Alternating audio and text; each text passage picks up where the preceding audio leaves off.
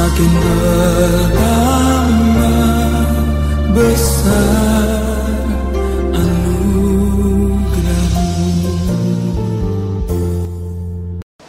Puji Tuhan. Selamat malam bagi kita semua. Salam. Salam sejahtera dan bahagia kiranya turun memenuhi kehidupan kita, dan di tengah-tengah ibadah ini kita boleh merasakan suatu ketenangan yang sangat tinggi supaya kita luput dari masa kesukaran yang akan datang. Saya juga tidak lupa menyapa anak-anak Tuhan, umat Tuhan, bahkan hamba-hamba Tuhan yang sedang mengikuti pemberitaan firman Tuhan lewat live streaming, video, internet, YouTube, Facebook, dimanapun Anda berada. Kiranya Tuhan memberkati kita.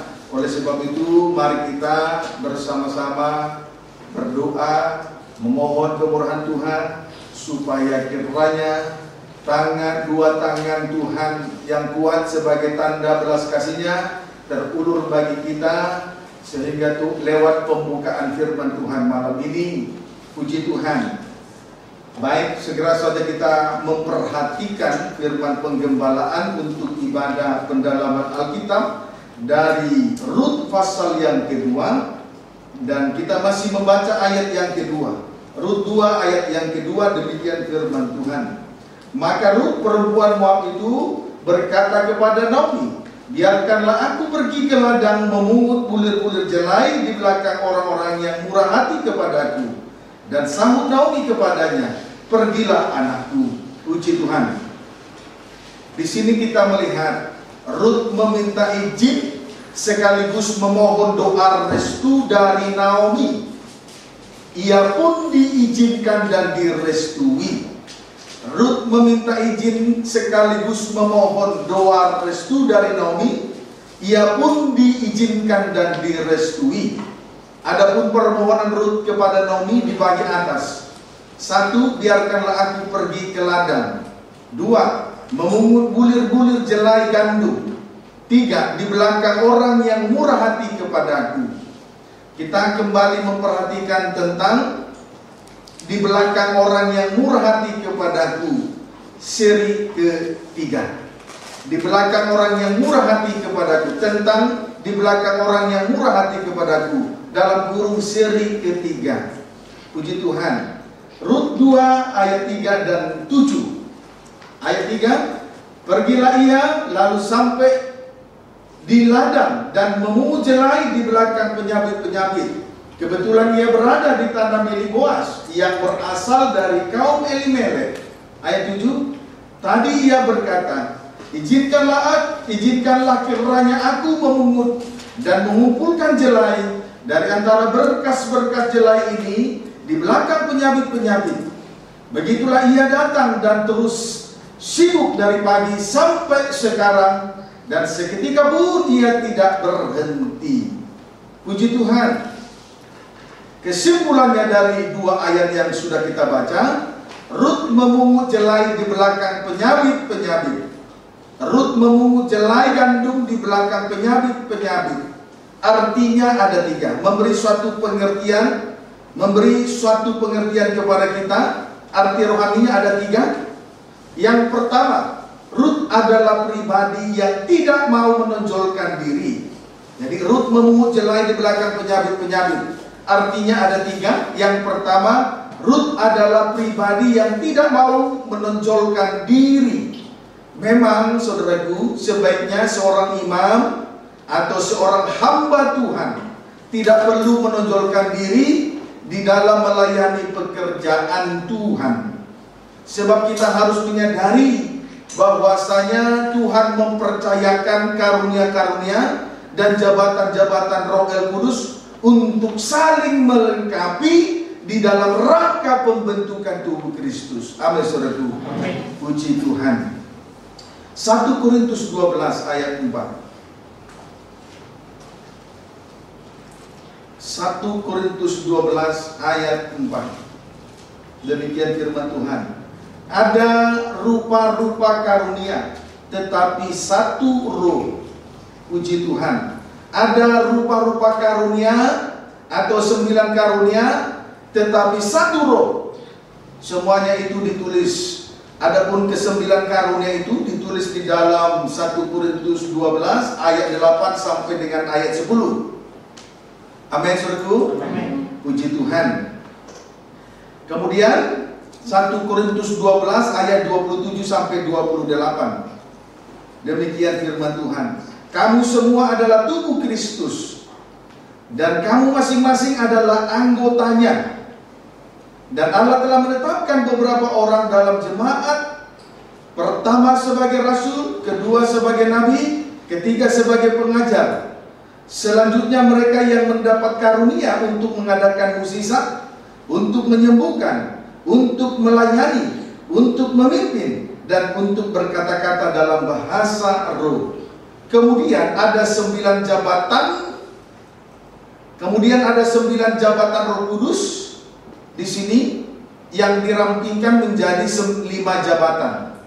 Kemudian ada setelah 9 karunia, kemudian ada 9 jabatan Roh Kudus yang dirampingkan menjadi 5 jabatan. 1 rasul, 2 nabi, 3 penginjil, 4 gembala, 5 guru. Amin, saudaraku. Selanjutnya 1 Korintus 12 ayat 11. Tetapi semuanya ini dikerjakan oleh Roh yang satu dan yang sama, yang memberikan karunia kepada setiap-tiap orang secara khusus, seperti yang dikehendakinya. Puji Tuhan. 9 karunia-karunia dan 9 jabatan Roh El Kudus, semuanya dikerjakan oleh Roh yang satu dan yang sama.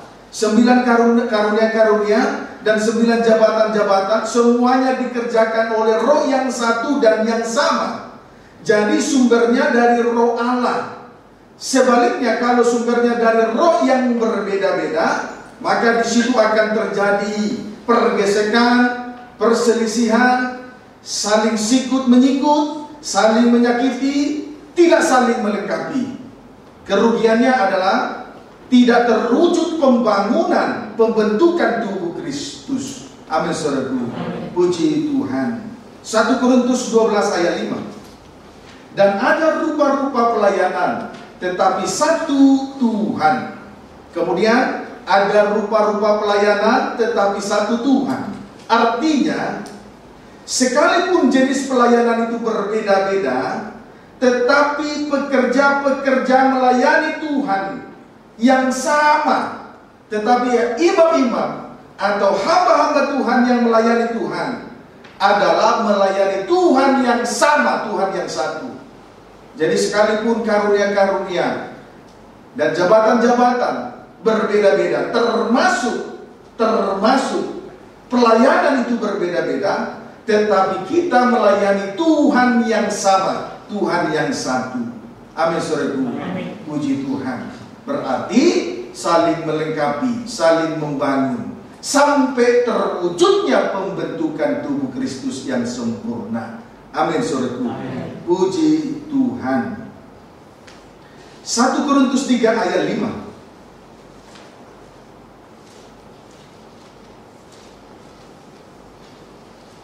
Jadi apakah Apolos, apakah Paulus, pelayan-pelayan Tuhan, olehnya kamu menjadi percaya, masing-masing menurut jalan yang diberikan Tuhan kepadanya. Perhatikan kalimat pada ayat 5 ini, yaitu, jadi apakah Apolos, apakah Paulus?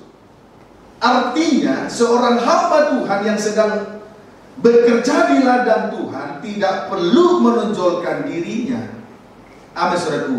Pengertian dari apakah Apolos, apakah Paulus, artinya seorang hamba Tuhan yang sedang bekerja di ladang Tuhan tidak perlu menonjolkan diri. Tidak perlu menonjolkan diri. Puji Tuhan. Saya juga mengimbau para imam, para hamba-hamba Tuhan yang sudah melayani Tuhan, layanilah Tuhan tanpa menonjolkan diri, tanpa penonjolan diri. Tidak perlu bermegah atas karunia-karunia, atas jabatan-jabatan yang dipercayakan oleh Tuhan. Tidak perlu menonjolkan diri. Haleluya. Puji Tuhan. Ayat 6 sampai dengan ayat 7. Selanjutnya, aku menanam, Apolos menyiram, tetapi Allah yang memberi pertumbuhan. Karena itu yang penting bukanlah yang menanam atau yang menyiram, melainkan Allah yang memberi pertumbuhan. Selanjutnya di sini kita perhatikan, Paulus menanam, Apolos menyiram, tetapi yang memberi pertumbuhan adalah Allah. Pendeknya, yang terpenting bukan soal siapa yang menanam atau soal siapa yang menyiram. Yang terpenting Allah yang memberi pertumbuhan. Yang terpenting Allah yang memberi pertumbuhan. Maka seorang hamba Tuhan tidak perlu menonjolkan diri, sebab yang terpenting adalah Allah yang memberi pertumbuhan. Amin, saudaraku. Bukan soal karunia-karunia dan jabatan-jabatan yang dipercayakan oleh Tuhan, tetapi yang terpenting Allah yang memberi pertumbuhan. Jangan sampai melayani tetapi tidak ada pertumbuhan tidak ada hasil dari pelayanan itu sendiri. Tidak ada pertumbuhan atau tidak ada hasil dari pelayanan itu sendiri. Tetapi biarlah pelayanan itu memberi suatu pertumbuhan yang sehat, pertumbuhan yang baik di hadapan Tuhan. Amin, saudaraku. Puji Tuhan. Efesus 4 ayat 11 sampai 12. Efesus 4 ayat 11 sampai dengan ayat 12.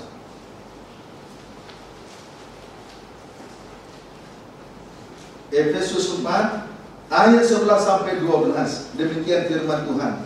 Dan ialah yang memberikan baik rasul-rasul maupun nabi-nabi, baik pemberita-pemberita Injil maupun gembala-gembala dan pengajar-pengajar, untuk memperlengkapi orang-orang kudus bagi pekerjaan pelayanan, bagi pembangunan tubuh Kristus. Puji Tuhan. Di sini Tuhan memberikan 5 jabatan.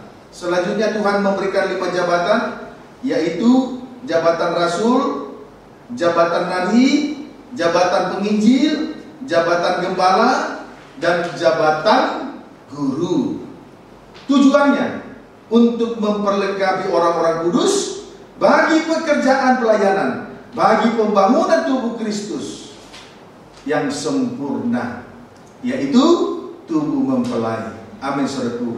Puji Tuhan, itu tujuannya. Baru ayat 15. Tetapi dengan teguh berpegang kepada kebenaran, di dalam kasih kita bertumbuh di dalam segala hal ke arah Dia, Kristus yang adalah kepala. Puji Tuhan. Perhatikan ayat yang ke-15. Di dalam kasih kita bertumbuh di dalam segala hal ke arah Dia, Kristus yang adalah kepala. Amin, saudaraku. Di dalam kasih. Selanjutnya, saudaraku, tadi Tuhan memperlengkapi orang-orang kudus bagi pekerjaan pelayanan, bagi pembangunan tubuh Kristus, sehingga di dalam kasih, sehingga sidang jemaat bertumbuh di dalam segala hal ke arah Dia, Kristus yang adalah kepala. Puji Tuhan. Kemudian perlu juga kita mengetahui kelebihan-kelebihan yang terjadi apabila melayani tanpa penonjolan diri. Ya, kemudian perlu juga kita mengetahui kelebihan-kelebihan yang terjadi apabila melayani Tuhan tanpa penonjolan diri. Strip pertama, kasih karunia dan kemurahan Tuhan semakin berlimpah-limpah di dalam hidupnya. Strip yang pertama, kasih karunia dan kemurahan Tuhan semakin berlimpah-limpah di dalam hidupnya. Puji Tuhan, kiranya itu terjadi dalam kehidupan setiap yang sudah melayani Tuhan. Amin, saudaraku. Kasih karunia dan kemurahan Tuhan semakin berlimpah-limpah di dalam hidupnya. Kiranya itu terjadi dalam setiap kehidupan yang sudah melayani Tuhan. Strip yang kedua, serta pemakaian Tuhan semakin nyata, dengan kuasa yang besar di dalam melayani Tuhan. Pemakaian Tuhan semakin nyata dengan kuasa yang besar di dalam melayani Tuhan. 2 Korintus 12 ayat 9. 2 Korintus 12 ayat yang ke-9. Demikian firman Tuhan. Tetapi jawab Tuhan kepadaku, cukuplah kasih karuniaku bagimu, Sebab justru dalam kelemahanlah kuasaku menjadi sempurna. Sebab itu terlebih suka aku bermegah atas kelemahanku, supaya kuasa Kristus turun menaungi aku. Puji Tuhan. Di sini kita perhatikan Rasul Paulus terlebih suka bermegah atas kelemahannya atau bermegah atas salib, sehingga kuasa Kristus turun menaungi dia. Saya ulangi, Rasul Paulus terlebih suka bermegah atas kelemahannya atau bermegah atas salib, sehingga kuasa Kristus turun menaungi dia. Berarti kuasa Tuhan menjadi pelindung dan pembela bagi dia. Amin, saudaraku. Kuasa Kristus turun menaungi dia. Berarti kuasa Tuhan menjadi pelindung dan pembela bagi dia. Puji Tuhan. Haleluya. Saudaraku, tidak bermegah atas dirinya sendiri berarti melayani Tuhan tanpa penonjolan diri. Amin. Tidak bermegah atas dirinya sendiri berarti melayani Tuhan tanpa penonjolan diri. Itulah yang dialami oleh Rasul Paulus. Itulah yang dialami oleh Rasul Paulus. Kasih karunia dan kemurahan Tuhan berlimpah-limpah atas hidupnya. Kemudian pemakaian Tuhan semakin nyata dengan kuasa yang besar di dalam melayani Tuhan. Amin, saudaraku. Kuasa Tuhan turun atasnya. Puji Tuhan. Haleluya. Selanjutnya di sini kita perhatikan. Boleh saya baca ayat 9 kembali ya, tidak usah dicatat. Tetapi jawab Tuhan kepadaku, cukuplah kasih karuniaku bagimu, sebab justru dalam kelemahanlah kuasaku menjadi sempurna. Sebab itu terlebih suka aku bermegah atas kelemahanku, supaya kuasa Kristus turun menaungi aku. Selanjutnya di sini kita perhatikan jawab Tuhan kepadanya. Jawab Tuhan kepadanya. Sebelumnya Rasul Paulus memohon supaya dia supaya dia lepas dari sengsara salib. Tetapi di sini kita perhatikan jawab Tuhan kepadanya. Cukuplah kasih karuniaku bagimu, sebab justru dalam kelemahanlah kuasaku menjadi sempurna. Dari jawaban Tuhan kepada Rasul Paulus, kita dapat mengambil suatu kesimpulan. Rasul Paulus limpah kasih karunia dan melayani Tuhan dengan kuasa yang sangat besar. Amin, saudaraku. Haleluya. Jadi tidak perlu, makanya saya tandaskan dari awal. Saya sudah tandaskan dari atas, dari awal. Kalau melayani Tuhan tidak perlu menonjolkan diri.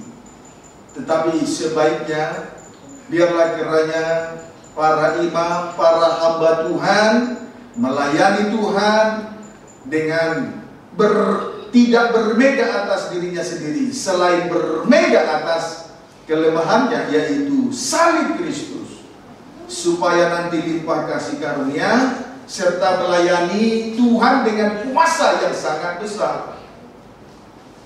Kuasa Tuhan turun menaungi setiap hamba-hamba Tuhan. Berarti kuasa Tuhan menjadi pembela, pelindung dalam setiap melayani Tuhan. Jadi jangan pernah merasa rugi apabila melayani Tuhan dengan sengsara salib yang kita alami. Justru saat itu kuasa Tuhan turun menaungi setiap hamba-hamba Tuhan, serta limpah dalam kasih karunia. Jadi tidak perlu menonjolkan diri. Yang terpenting adalah bermegah dalam kelemahan, bermegah atas salib, limpah kasih karunia, melayani dengan kuasa yang besar. Itu yang terpenting. Amin, saudaraku. Puji Tuhan. Ayat yang selanjutnya Yohanes 3 ayat 13. Injil Yohanes 3 ayat 13.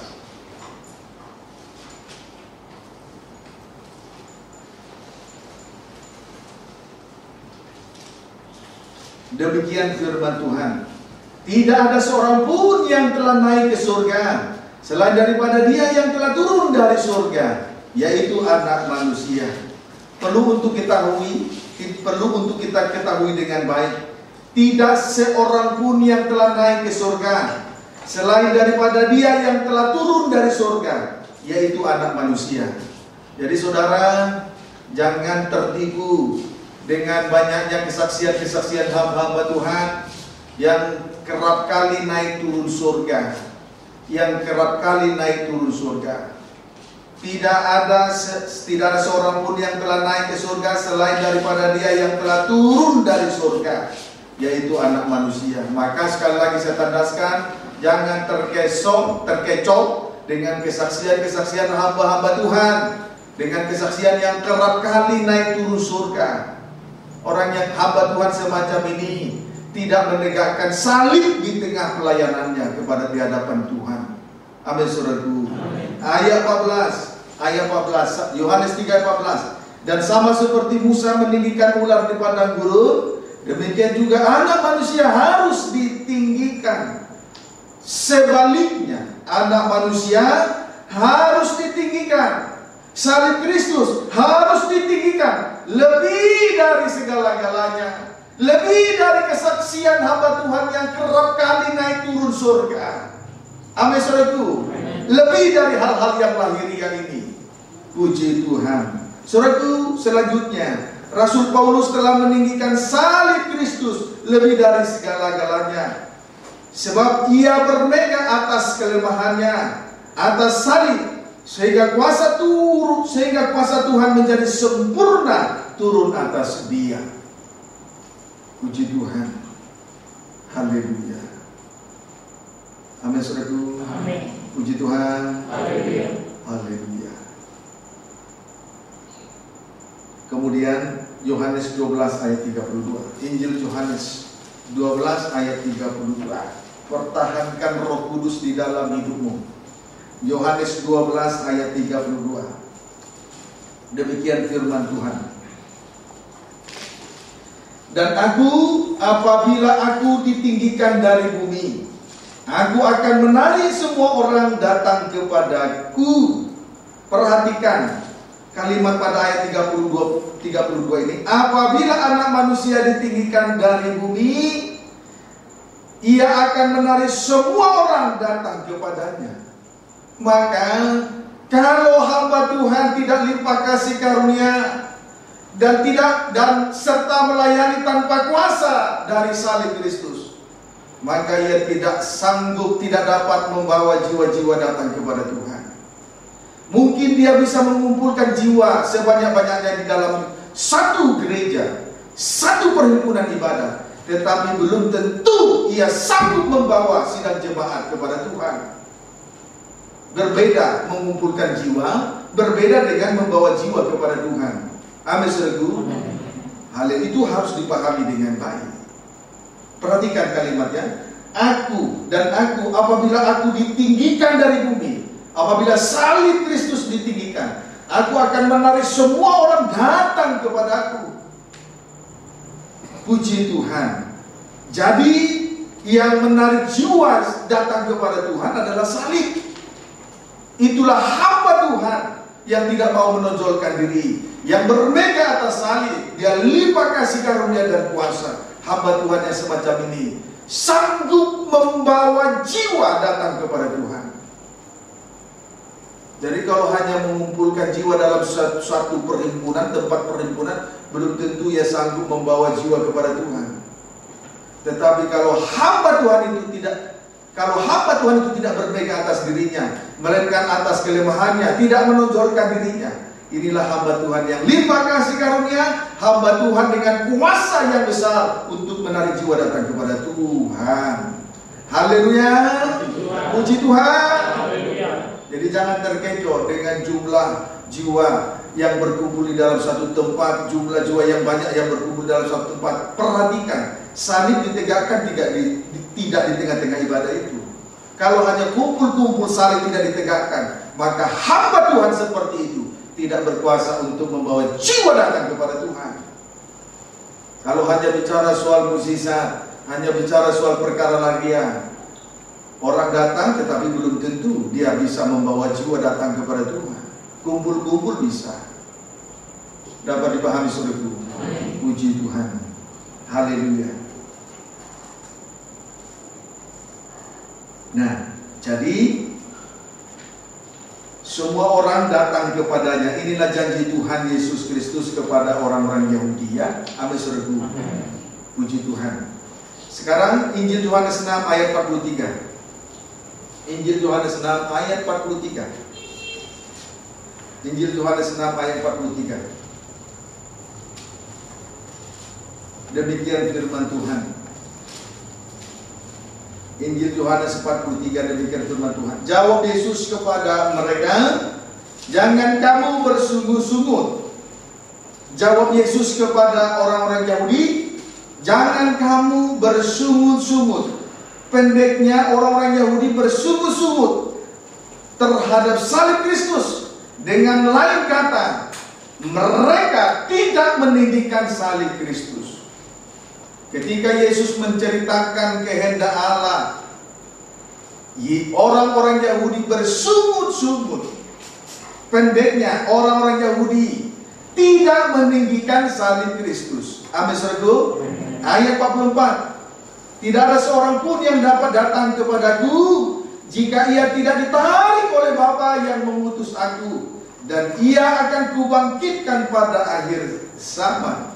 Selanjutnya pada ayat 44 Yesus berkata dengan tegas kepada orang-orang Yahudi, tidak ada seorang pun yang dapat datang kepadaku jikalau ia tidak ditarik oleh Bapakku yang mengutus aku. Jadi hanya dengan kuasa yang besar jiwa-jiwa dari bumi ini ditarik kepada Dia. Jadi hanya dengan kuasa yang besar jiwa-jiwa di bumi ini akan ditarik kepadanya. Tidak bisa dengan cara yang lain. Amin, saudaraku. Maka saya juga mohon doa dari sidang jemaat supaya kita bersama-sama senantiasa meninggikan salib Kristus. Amin, saudaraku. Selama hayat di kandung badan, kiranya kita senantiasa bersama-sama meninggikan salib Kristus. Sebab dengan kuasa yang besar kita bisa ditarik datang kepada Dia. Tanpa kuasa salib tidak ada seorang pun yang dapat ditarik datang kepada Tuhan. Jadi jangan terkecoh dengan cara-cara pelayanan yang lain. Amin, saudaraku. Puji Tuhan. Haleluya.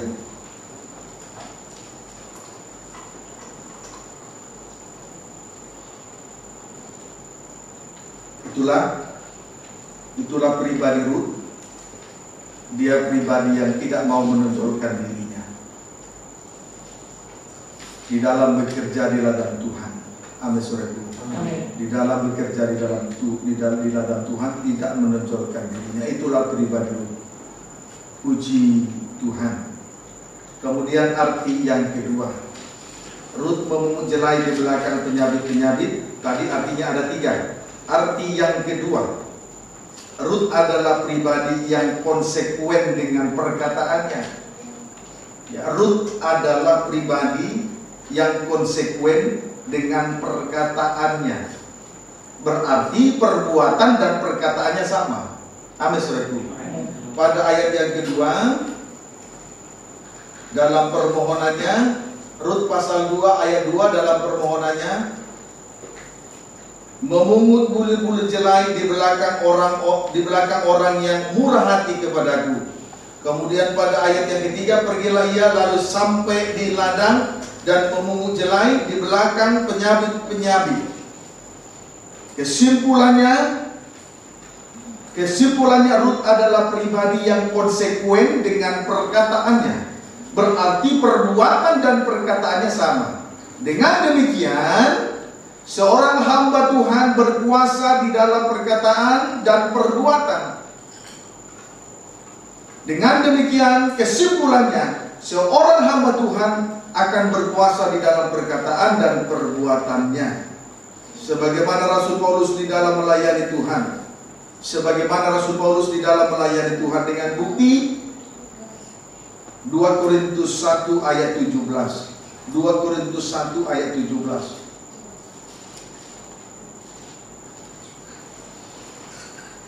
2 Korintus 1 ayat 17. Firman Tuhan, jadi adakah aku bertindak serampangan dalam merencanakan hal ini? Atau adakah aku membuat rencanaku itu menurut keinginanku sendiri, sehingga padaku serentak terdapat ya dan tidak? Puji Tuhan, Rasul Paulus tidak serampangan di dalam melayani Tuhan. Tidak serampangan di dalam melayani Tuhan. Serampangan artinya di dalam diri seseorang serentak terdapat ya dan tidak. Serampangan artinya di dalam diri seseorang, di dalam diri seorang imam serentak terdapat ya dan tidak. Dengan demikian, baik perkataannya maupun perbuatannya serentak terdapat ya dan tidak. Kalau serampangan di dalam diri seseorang serentak terdapat ya dan tidak. Dengan demikian, perkataan maupun perbuatannya serentak terdapat ya dan tidak juga. Amin, saudaraku. Puji Tuhan. Tetapi Rasul Paulus tidak demikian. Amin, saudaraku. Rasul Paulus tidak demikian. Dia konsekuen dengan perkataan dan perbuatannya. Dia konsekuen dengan perkataan dan perbuatannya. Perkataan dan perbuatannya sama. Sehingga dia berkuasa dalam perkataan, dia berkuasa di dalam perbuatannya. Kalau seorang hamba Tuhan, seorang imam melayani serampangan di dalam melayani Tuhan, dia tidak berkuasa di dalam perkataan, dia tidak berkuasa di dalam perbuatannya. Karena di dalam dirinya serentak iya dan tidak. Baik perkataannya serentak iya dan tidak. Baik perbuatannya serentak iya dan tidak. Dia tidak berkuasa dalam perkataan, tidak berkuasa dalam perbuatan. Tetapi Rasul Paulus berkuasa dalam perkataan, berkuasa dalam perbuatan, karena tidak serampangan di dalam melayani Tuhan. Amin, saudaraku. Kemudian bukti lain, 2 Korintus 12 ayat 6. 2 Korintus 12 ayat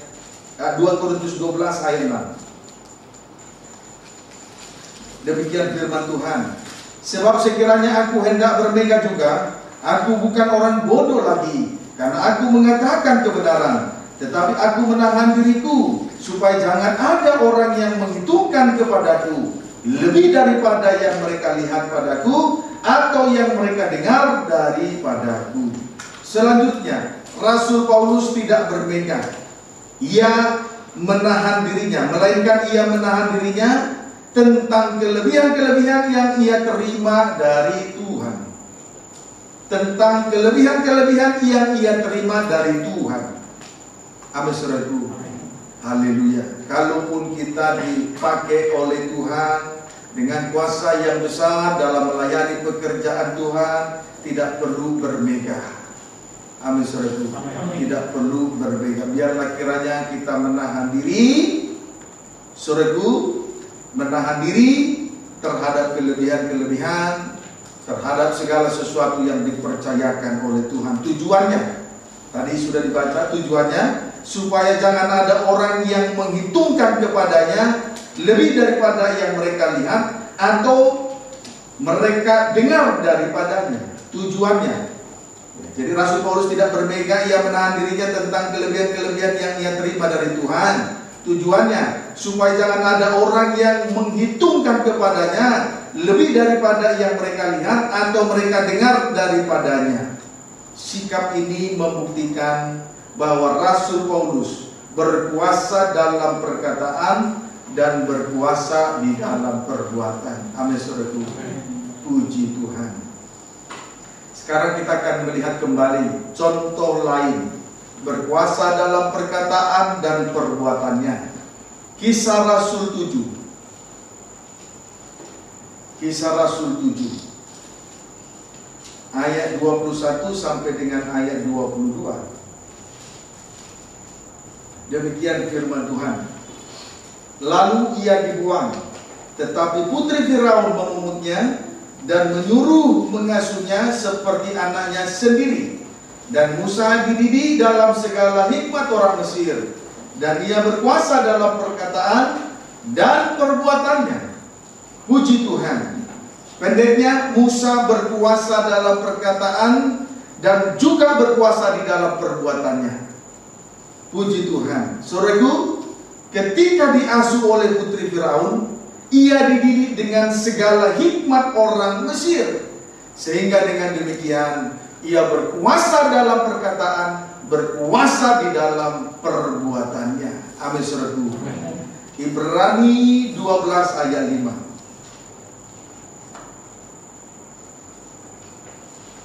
Ketika diasuh oleh putri Firaun, ia dididik dengan segala hikmat orang Mesir, sehingga ia berkuasa dalam perkataan, berkuasa dalam perbuatan.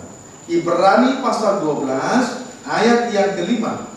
Dan sudah lupakah kamu akan nasihat yang berbicara kepada kamu seperti kepada anak-anak? Hai anakku, janganlah anggap enteng didikan Tuhan, dan janganlah putus asa apabila engkau diperingatkannya. Puji Tuhan. Anak-anak Tuhan, sidang jemaat, jangan anggap enteng didikan Tuhan. Puji Tuhan. Haleluya. Kemudian jangan putus asa apabila diperingatkan Tuhan. Jangan anggap enteng, jangan putus asa terhadap didikan Tuhan. Haleluya. Memang didikan itu tidak enak bagi daging, tetapi jangan anggap enteng, jangan juga putus asa. Jangan patah semangat. Puji Tuhan. Ayat ke-6. Demikian firman Tuhan. Karena Tuhan menghajar orang yang dikasihinya, dan ia menyesal orang yang diakuinya sebagai anak.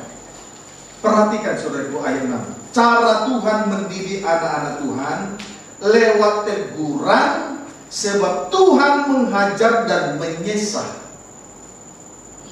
Cara Tuhan mendidik sidang jemaat, anak-anak Tuhan, lewat teguran-teguran. Sebab Tuhan menghajar dan menyesal. Lewat teguran. Puji Tuhan. Saya, oleh karena kesalahan saya, juga pernah ditegur Tuhan. Dan teguran itu tidak enak bagi daging, sangat sakit. Tetapi oleh karena dan saya anggap itu merupakan didikan Tuhan bagi saya, sehingga lewat didikan ini saya semakin didewasakan oleh Tuhan. Saya tidak anggap enteng didikan yang pernah saya alami, dan saya tidak perlu patah semangat. Memang didikan itu dalam bentuk teguran-teguran itu penting. Dalam bentuk teguran-teguran itu penting. Tidak perlu anggap enteng, tidak perlu putus asa, patah semangat dan kecewa. Amin, saudaraku. Barangkali sidang jemaat juga mengalami hal yang sama. Ketika mulai sudah tidak dengar-dengaran, di situ Tuhan akan tegur langsung. Atau oleh karena suatu kesalahan, kejahatan ataupun kenajisan, di situ akan terjadi teguran. Tetapi itu merupakan tanda kasihnya Tuhan, tanda bahwa kita diakui sebagai anak. Jadi teguran, cara Tuhan mendidik lewat teguran-teguran. Haleluya, lewat teguran-teguran. Kalau saudara merasa ada teguran, langsung secepat mungkin mengakui. Hati-hati yang naik motor menabrak tiba-tiba itu cepat diakui, jangan didiamkan saja begitu saja. Jatuh, celaka, itu cepat-cepat diakui, jangan didiamkan begitu saja. Karena tidak mungkin ada teguran tanpa sebab. Dapat dipahami saudara? Tidak mungkin ada teguran tanpa sebab. Semuanya ada sebab akibat. Kenapa ada menabrak? Kenapa jatuh? Pasti ada penyebabnya. Dan kita tidak bisa mendustai Tuhan. Maka tidak boleh anggap enteng didikan Tuhan, dan tidak boleh patah semangat. Saat ini kita diasuh oleh Tuhan. Dalam penggembalaan GPT Betania kita diasuh untuk menerima didikan Tuhan lewat teguran-teguran. itu teguran itu merupakan tanda bahwa kita dikasihi dan diakui sebagai anak. Jadi tidak usah patah semangat. Dan jangan malu mengakui kekurangannya. Ada di antara kita sudah mengalami teguran tapi tidak selekasnya mengakuinya. Ada 2-3 orang. Mulai sekarang belajar. Karena teguran itu tanda bahwa kita diakui sebagai anak dan dikasihi oleh Tuhan. Amin, saudaraku. Amin. Puji Tuhan. Haleluya. Pendeknya, teguran adalah didikan Tuhan. Lewat didikan semacam ini, anak-anak Tuhan akan semakin dewasa tentunya. Amin, saudaraku. Sehingga ia akan berkuasa dalam perkataan dan perbuatan. Amin, saudaraku. Lewat didikan, teguran didikan, ia akan semakin dewasa. Sehingga ia berkuasa dalam perkataan, berkuasa dalam perbuatan. Puji Tuhan. Amsal 16 ayat 20 sampai 21. Amsal 16 ayat 20 sampai 21.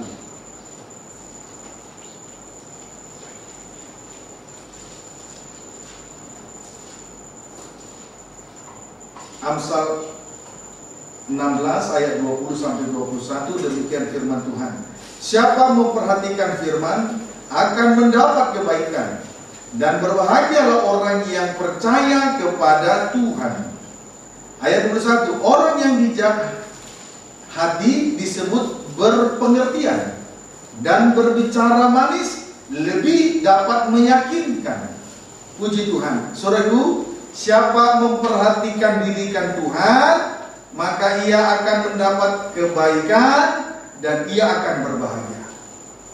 Amin, saudaraku. Siapa yang memperhatikan didikan Tuhan, berarti tidak anggap enteng didikan, tidak putus asa, tidak patah semangat, tidak kecewa terhadap didikan Tuhan, maka ia mendapat kebaikan, kemudian ia akan berbahagia. Itu sebabnya tadi saya katakan, kalau ada teguran Tuhan lewat sesuatu yang menyakitkan, cepat-cepat mengakui. Kiranya dapat dipahami dengan baik. Hasil dari didikan Tuhan. Hasil dari didikan Tuhan, strip pertama, orang yang bijak hati disebut berpengertian. Orang yang bijak hati disebut berpengertian, menunjuk orang yang berkuasa dalam perbuatan. Amin, saudaraku. Orang yang bijak hati disebut berpengertian, menunjuk orang yang berkuasa dalam perbuatannya. Kalau bijak hati disebut berpengertian, inilah orang-orang yang berkuasa dalam perbuatannya, ya. Haleluya. Kemudian step yang kedua, berbicara manis lebih dapat meyakinkan, menunjuk orang-orang yang berkuasa dalam perkataan, menunjuk orang-orang yang berkuasa dalam perkataan. Jadi kesimpulannya, jangan anggap enteng didikan Tuhan, dan jangan putus asa terhadap teguran-teguran Tuhan. Jangan putus asa, jangan patah semangat, jangan kecewa terhadap teguran-teguran Tuhan. Kiranya dapat dipahami dengan baik. Amin, saudaraku. Puji Tuhan. Ayo, siapa yang pernah celaka di tengah jalan?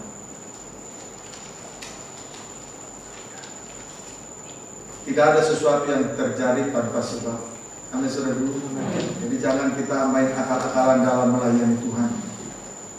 Ayub 5 ayat 17. Ayub 5 ayat 17. Ayub 5 ayat 17.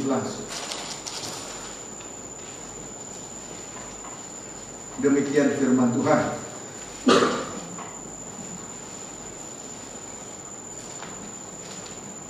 Minum dulu ya.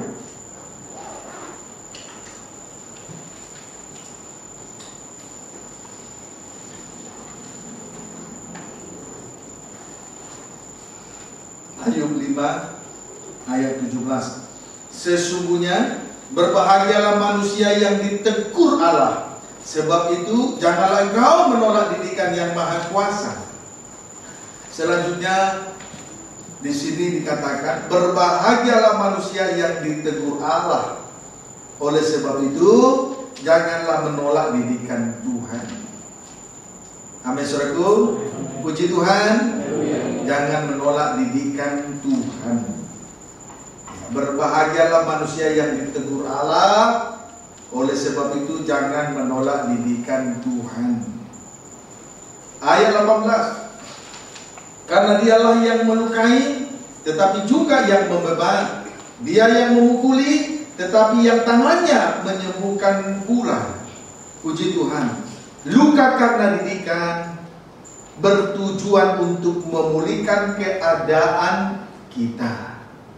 Luka karena didikan bertujuan untuk memulihkan keadaan kita. Memang teguran Tuhan itu sakit bagi daging, melukai daging, tetapi bertujuan untuk memulihkan keadaan kita. Dia membebat, dia membalut, memulihkan keadaan kehidupan kita masing-masing. Puji Tuhan. Haleluya. Jadi tanpa didikan seseorang tidak akan pernah mengalami pemulihan. Jadi didikan itu harus ada. Berbeda dengan orang-orang yang di luar Tuhan, jauh dari didikan Tuhan, jauh dari teguran Tuhan. Buktinya, sekalipun dia berbuat jahat, dia tidak akan pernah menerima teguran Tuhan. Sekalipun dia berzina, berbuat kenajisan, dia tidak akan mendapat teguran dari Tuhan. Beda dengan orang-orang yang dalam Tuhan, sedikit berbuat salah langsung menerima teguran. Karena dia diakui sebagai anak dan dikasihi. Sebab itu jangan menolak didikan. Berbahagialah manusia yang ditegur Allah. Puji Tuhan. Haleluya. Haleluya. Sebab luka karena didikan itu bertujuan memulihkan keadaan kita sekaliannya. Baru-baru ini si Titus datang ke pastori mengakui kesalahannya. Yang pertama, diakui bahwa dia tidak mempersembahkan buah sulung. Buah sulung dia makan. Kemudian pengakuan yang kedua, dia berdusta. Dia mengarang cerita supaya dia bisa lepas dari sekretariat, dari pastoral, untuk menikmati kebebasan dunia dengan tinggal di rumah abangnya. Sekarang menjadi rentenir. Lalu kemudian yang ketiga, pengakuan yang ketiga adalah kenajisannya di dalam hati dan pikirannya. Lalu setelah dia mengakui, saya berdoa, mendoakan dia di dalam kasih, karena saya anggap dia anak dan saya mengasihi dia. Sesudah didoakan, dia mengakui sudah lega, kehidupannya dipulihkan. Mengapa dia mengadakan pengakuan? Karena dia mengalami teguran. Seharusnya dia mendapatkan pekerjaan yang lebih baik dari pekerjaan yang sekarang. Bahkan boleh saya katakan pekerjaan itu sudah ada di tangan, tetapi kenyataannya lepas begitu saja, hanya karena sepele. Itu menyakitkan, karena hanya sepele. Jadi bukan karena yang lain-lain, hanya karena sepele. Dan dia merasa itu merupakan teguran Tuhan. Maka selekas mungkin dia datang ke pastori, dan saya memberi apresiasi karena dia menyadari kesalahannya. Jadi berbahagialah manusia yang ditegur Allah. Oleh sebab itu jangan menolak didikan Tuhan sampai akhirnya kita mengalami pemulihan. Amin, saudaraku. Amin. Puji Tuhan. Haleluya. Kemudian selanjutnya, Rut memenjelai gandum di belakang penyabit-penyabit, artinya ada 3. Yang ketiga, Rut adalah pribadi yang rendah hati.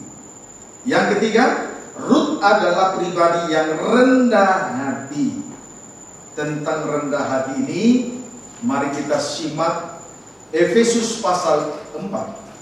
Tentang rendah hati ini, mari kita simak Efesus pasal yang keempat.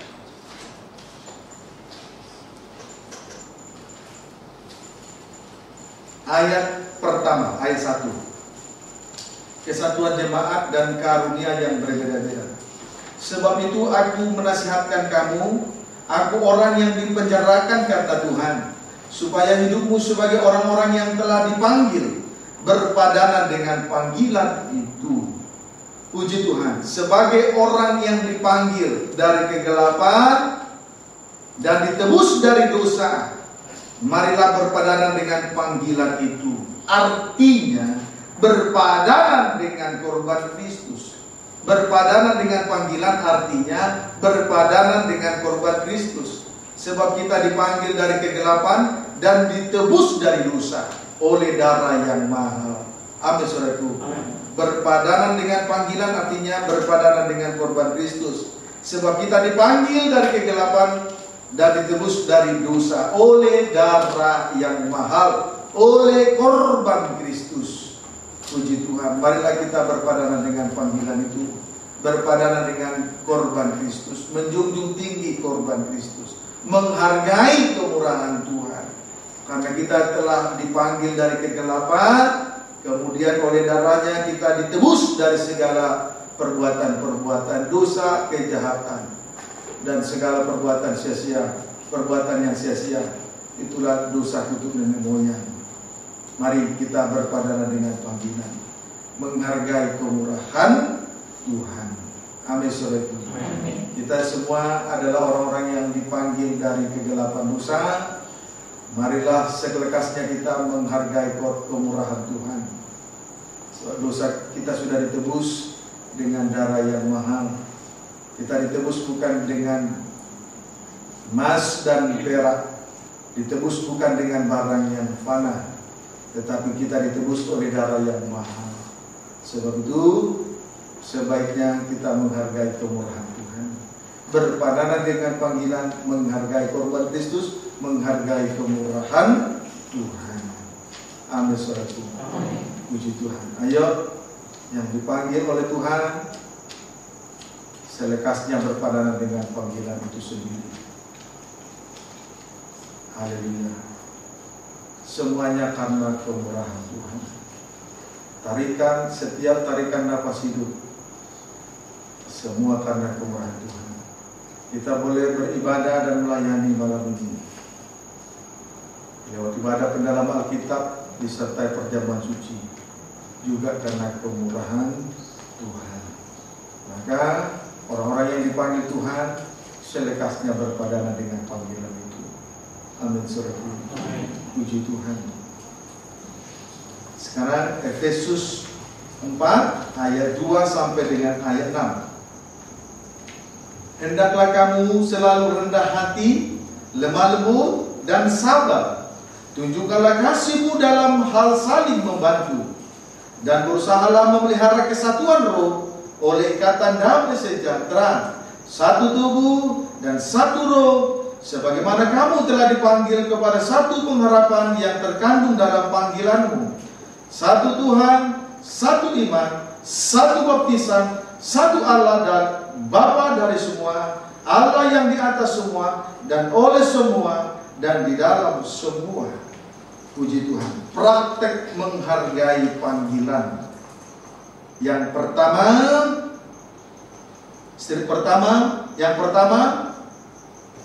selalu rendah hati.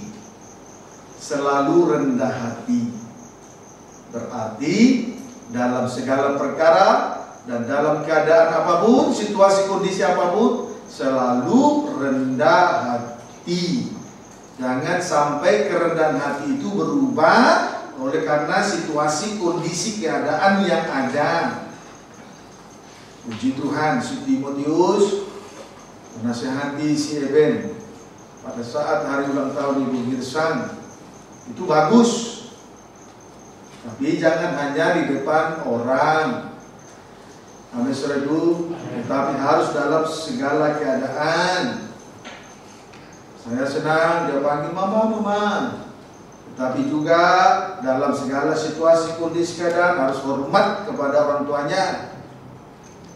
Rendah hati selalu rendah hati dalam segala situasi, kondisi, keadaan apapun. Kemudian lemah lembut. Puji Tuhan, lemah lembut, lawan katanya tidak kasar. Ada orang seperti lemah lembut tetapi kasar, tetapi sesungguhnya kasar. Mudah sekali dipengaruhi situasi, kondisi, keadaan. Kasar. Puji Tuhan. Kemudian sabar. Puji Tuhan. Kita berdoa bersama-sama supaya kita dikuasai oleh roh sabar. Amin, saudaraku. Inilah praktek yang pertama, rendah hati, lemah lembut, dan sabar. Yang kedua, tunjukkanlah kasih-Mu dalam hal saling membantu. Tunjukkanlah kasih-Mu dalam hal saling membantu. Puji Tuhan. Ini juga merupakan praktek yang kedua dari orang-orang yang berpadanan kepada panggilan, yaitu tunjukkanlah kasih-Mu dalam hal saling membantu. Dalam hal saling membantu. Saling membantu bukan saja membantu dalam hal tenaga, tapi pikiran, waktu, kesempatan, uang, materi, hal-hal lahiriah yang lain. Amin, saudaraku. Puji Tuhan. Yang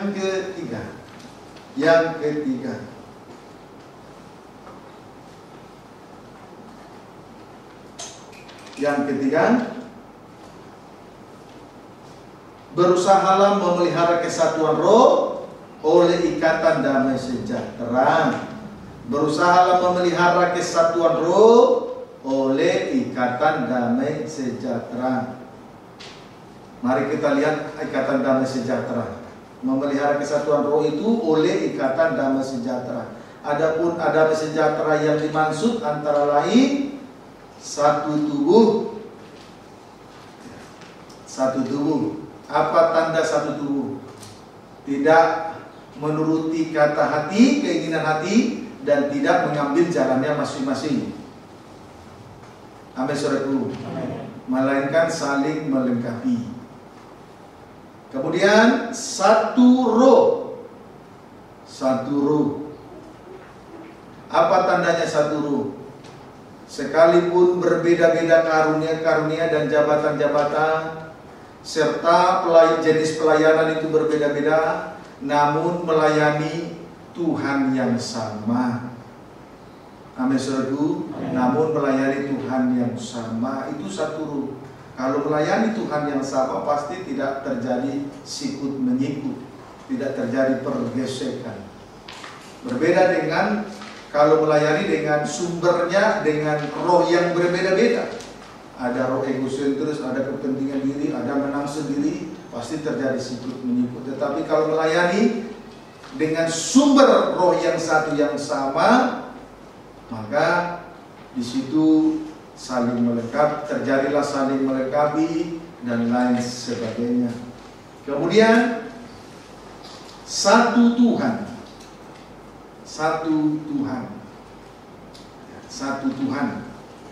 Kemudian satu iman. Orang-orang yang memiliki iman belum tentu satu iman. Tapi sebaiknya orang-orang yang beriman sebaiknya satu iman. Kita punya visi, misi yang sama di dalam penggembalaan ini. Amin, saudaraku. Kemudian satu baptisan. Ya, satu baptisan. Berbaptisan itu berbicara tentang pengalaman kematian dan kebangkitan Yesus Kristus. Kalau kita satu di dalam kematian Tuhan Yesus Kristus, otomatis kita satu di dalam kebangkitannya. Tetapi kalau tidak satu di dalam kematian Yesus Kristus, maka tidak juga satu di dalam kebangkitannya. Banyak orang melayani Tuhan tetapi dengan suasana kebangkitan palsu. Kenapa terjadi kebangkitan palsu terhadap orang-orang yang melayani Tuhan? Karena kematiannya masih palsu. Keinginan dagingnya masih kuat. Keinginan untuk yang jahat, keinginan yang najis masih kuat. Kalau orang seperti ini melayani di dalam rumah Tuhan, berarti inilah yang disebut kebangkitan yang palsu. Amin, saudaraku. Kemudian satu Allah dan Bapa dari semua. Satu Allah dan Bapa dari semua, Allah yang di atas semua dan oleh semua dan di dalam semua. Satu Allah, tandanya Bapa dari semua, Allah yang di atas semua dan oleh semua dan di dalam semua. Itu satu Allah. Puji Tuhan. Haleluya. Saudaraku, inilah yang dialami oleh orang-orang yang rendah hati. Tiga perkara ini akan tampak jelas di dalam kehidupannya. Amin, saudaraku. Tiga perkara itu akan tampak jelas di dalam kehidupannya. Puji Tuhan.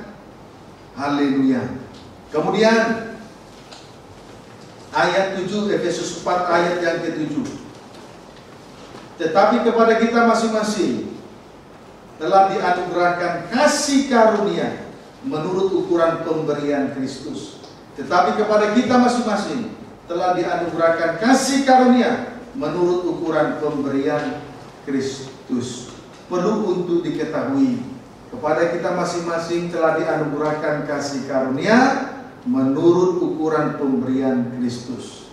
Lebih jauh kita melihat yang dimaksud dengan saudaraku dianugerahkan kasih karunia menurut pemberian Kristus di dalam ayat 8 sampai dengan ayat 11 atau sampai 12. Efesus 4 ayat 8 sampai ayat 12. Itulah sebabnya kata Nas, tatkala ia naik ke tempat tinggi, ia membawa tawanan-tawanan, ia memberikan pemberian-pemberian kepada manusia. Bukankah ia telah naik? Berarti bahwa ia juga telah turun ke bagian bumi yang paling bawah. Ia yang telah turun, ia juga yang telah naik jauh lebih tinggi daripada semua langit, untuk memenuhkan segala sesuatu. Dan ialah yang memberikan rasul-rasul maupun nabi-nabi, baik pemberita-pemberita Injil maupun gembala-gembala dan pengajar-pengajar, untuk memperlengkapi orang-orang kudus bagi pekerjaan pelayanan, bagi pembangunan tubuh Kristus.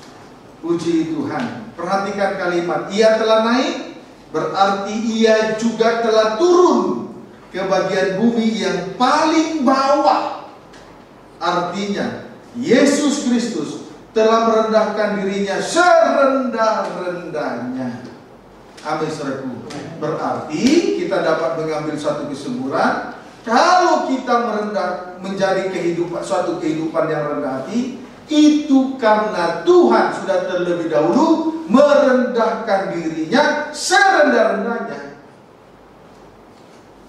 Amin, saudaraku. Kemudian tadi ia telah naik, berarti ia juga telah turun ke bagian bumi yang paling bawah. Artinya Yesus Kristus telah merendahkan dirinya serendah-rendahnya. Tujuannya satu, ia membawa tawanan-tawanan atau membebaskan tawanan. Amin, saudaraku. Sebab jelas di dalam Efesus pasal yang kedua, pasal yang kedua, di situ dikatakan, kamu dahulu sudah mati karena pelanggaran dan dosa-dosamu.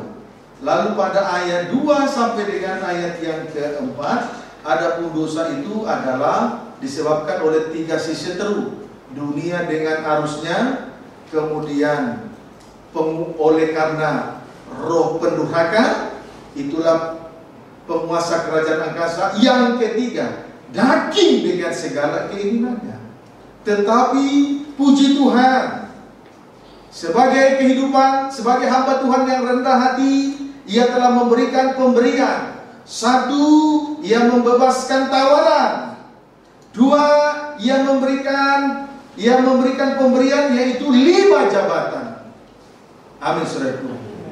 Dia mengadakan 2 hal ini karena Dia adalah hamba Tuhan yang rendah hati. Amin, saudaraku. Terjadinya pembebasan terhadap tawanan karena Yesus adalah hamba Tuhan yang rendah hati. Kemudian Dia memberikan 5 jabatan karena Yesus adalah hamba Tuhan yang rendah hati. Jadi kalau Yesus adalah hamba Tuhan yang rendah hati, maka sebaiknya kita juga menjadi imam-imam, hamba-hamba Tuhan yang rendah hati. Amin. Puji Tuhan. Bukankah Dia sebagai tanda kerendahan hatinya membebaskan tawanan? Bukankah Dia hamba Tuhan yang dengan kerendahan hatinya memberikan pemberian? Kalau Tuhan percayakan karunia-karunia dan jabatan Roh Kudus, karena Yesus hamba Tuhan rendah hati, maka kita pun rendah hati. Amin, saudaraku. Kalau bukan karena kerendahan hatinya, tawanan-tawanan tidak dibebaskan. Dahulu jelas Efesus pasal 2 ayat 1, dahulu kamu sudah mati terhadap dosamu. Penyebab dosa itu disebabkan oleh 3 seteru di ayat Efesus 2 ayat 2 sampai dengan ayat yang keempat. Antara lain tadi dunia dengan arusnya yang menghanyutkan dan menenggelamkan kerawanan dalam nama Tuhan. 2, oleh karena penguasa kerajaan angkasa, itulah roh pendurhakaan. 3, daging dengan segala keinginannya. Tetapi puji Tuhan, oleh karena kerendahan hati Yesus sebagai hamba Tuhan, Ia telah membebaskan tawanan-tawanan. Kemudian oleh karena kerendahan hati Yesus sebagai hamba Tuhan, Ia memberikan 5 jabatan. Tujuannya bagi pekerjaan pelayanan, bagi pembangunan tubuh Kristus yang sempurna. Bukankah sasaran akhir dari ibadah pelayanan di atas muka bumi ini adalah pesta nikah anak domba? Kalau akhirnya kita dibawa masuk di dalam pembentukan tubuh Kristus yang sempurna, menjadi tubuh mempelai dan akhirnya berada dalam pesta nikah anak domba, itu karena kerendahan hati Yesus sebagai hamba Tuhan.